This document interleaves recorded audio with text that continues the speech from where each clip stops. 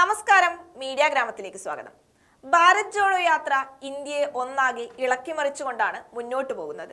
തമിഴ്നാട്ടിലെ കന്യാകുമാരിയിൽ നിന്ന് ആരംഭിച്ച ജാഥ കേരളവും പിന്നിട്ട് കർണാടകയിലൂടെയാണ് നടന്നു നീങ്ങുന്നത്. ഓരോ ദിവസവും ജാഥയിൽ പങ്കെടുക്കുന്ന ആളുകളുടെ എണ്ണം കൂടുകയാണ്. ജാഥയുടെ തിളക്കം കൂടുന്നതല്ലാതെ ഒരു വാട്ടവും ജാഥയ്ക്ക് സംഭവിക്കുന്നില്ല.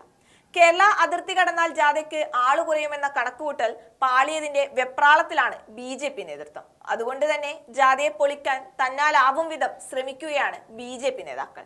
ജാഥയെ അട്ടിമറിക്കാൻ BJP രഹസ്യ നീക്കങ്ങൾ നടത്തുന്നതായി കോൺഗ്രസ് നേതാവ് ജയറാം രമേശ് വെളിപ്പെടുത്തി കഴിഞ്ഞു.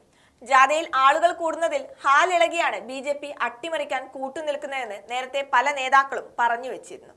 രാഷ്ട്രീയ പ്രതിയോഗികളെ അന്വേഷണ ഏജൻസികളെ ഉപയോഗിച്ച് BJP നേരിടുകയാണെന്ന് കോൺഗ്രസ് നേതാവ് ജയറാം രമേശ് കുറ്റപ്പെടുത്തുകയുണ്ടായി. തെളിവുകൾ നിരത്തിയാണ് ജയറാം രമേശ് കോൺഗ്രസിനെ കടന്നാക്രമിച്ചിരിക്കുന്നത്. കർണാടക കോൺഗ്രസ് അധ്യക്ഷൻ DK ശിവകുമാറിന് വീണ്ടും ED സമൻസ് അയച്ചതിന് പിന്നാലെയാണ് ജയറാം രമേശിന്റെ പ്രതികരണം. ഭാരത് ജോഡോ യാത്രയിൽ ഡിജിറ്റലായി അണിചേരാൻ പ്രത്യേക ആപ്പും പുറത്തിറക്കി കൂടുതൽ പങ്കാളിത്തം ഉറപ്പാക്കിയാണ് കോൺഗ്രസ് മറുപടി പറയുന്നത്. ഭാരത് ജോഡോ യാത്ര കർണാടകയിലെ പ്രചാരണം തുടരുകയാണ്.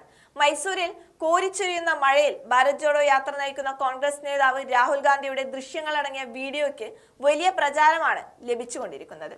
കനത്ത മഴയിൽ തന്നെ രാഹുൽ ഗാന്ധി ഞായറാഴ്ച പൊതുസമ്മേളനത്തെ അഭിസംബോധന ചെയ്യുന്നതാണ് വീഡിയോയിലുള്ളത്. സിദ്ധരാമയ്യയുടെ നേതൃത്വത്തിലാണ് മൈസൂരിലെ പദയാത്ര നടന്നത്. DK ശിവകുമാർ, ജയറാം രമേശ്, വീരപ്പ മൊയ്ലി തുടങ്ങിയവരും യാത്രയെ അനുഗമിച്ചു. 20,000-ത്തിലധികം പ്രവർത്തകരാണ് രാഹുലിനൊപ്പം പദയാത്രയിൽ പങ്കെടുത്തത്. ഇതിന് പിന്നാലെയാണ് പതിവ് പോലെ EDയെ രംഗത്തിറക്കി BJP ജാഥയുടെ വിലയിടിക്കാനുള്ള ശ്രമങ്ങൾ നടത്തുന്നത്. ഇതുകൊണ്ടൊന്നും തകർക്കാനാകില്ല എന്നാണ് കർണാടകയിലെ കോൺഗ്രസ് നേതാക്കളും വ്യക്തമാക്കിയിരിക്കുന്നത്.